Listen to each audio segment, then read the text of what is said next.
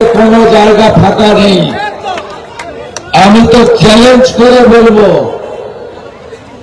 কোন রাজনৈতিক দলের ক্ষমতা নেই মুম্বাই থেকে আর্টিস্ট এনে ফাংশন করা অন্য জিনিস।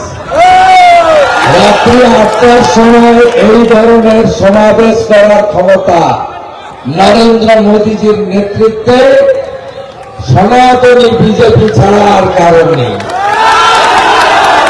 আমি আপনাদের বলছি, রেকর্ড করে রাখুন মোবাইল ফোনে।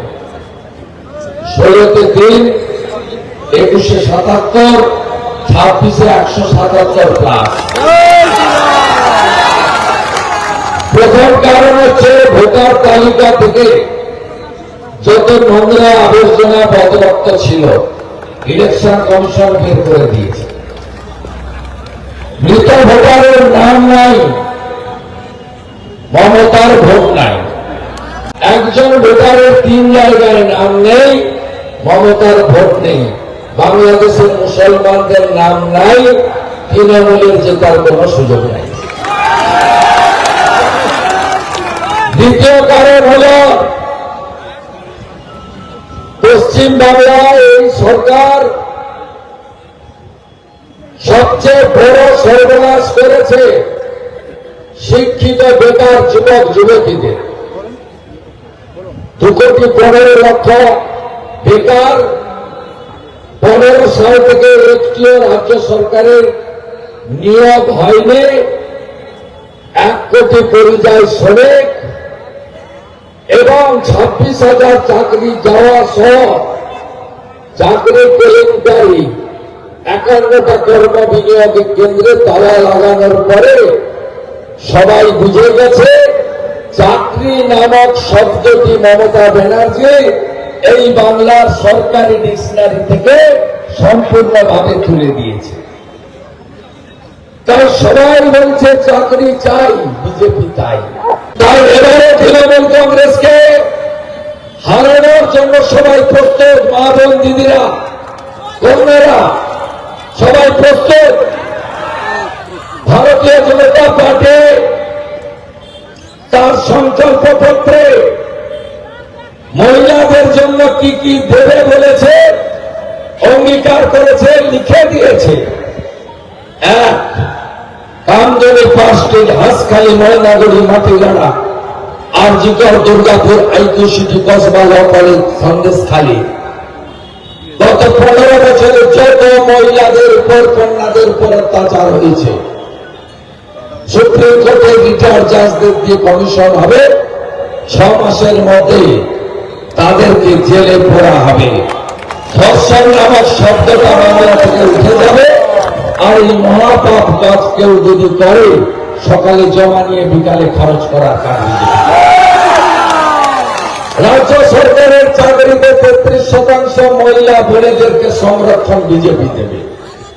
100টা চাকরি হলে 33 জন মহিলা পাবে। 75 লাখ প্রতি দিদি বানানো হবে। মহিলারা 1,500 টাকা নয়, 1 জুন 3,000 টাকা অ্যাকাউন্টে তাদের পাঠানো হবে।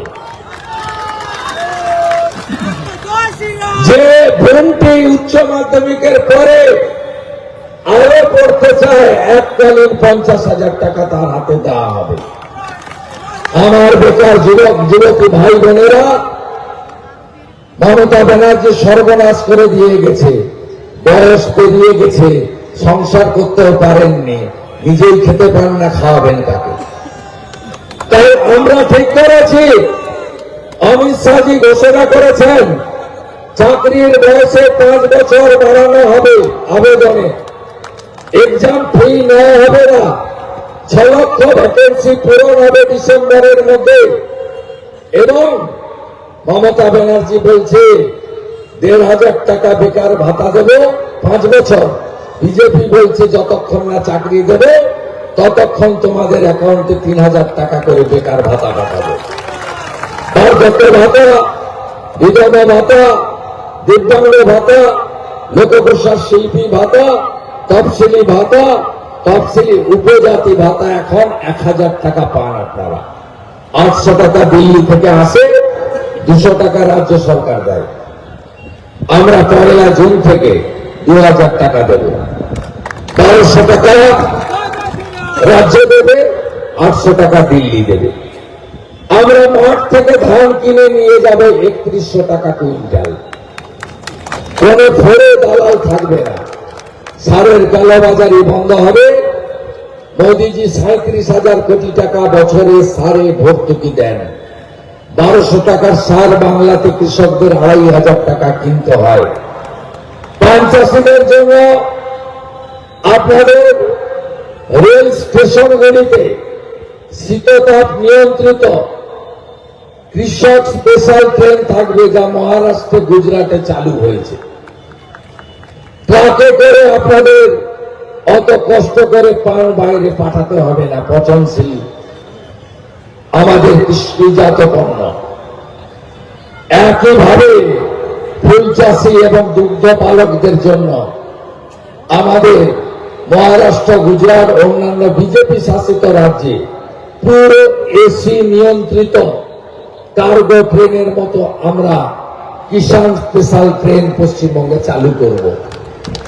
আমাদের সরকার আসার পরে নন্দকুমার দীঘা রেল লাইনকে ডবল করবে। মমতা ব্যানার্জি জমি দেয়নি বলে ডবল রেল লাইন হয়নি।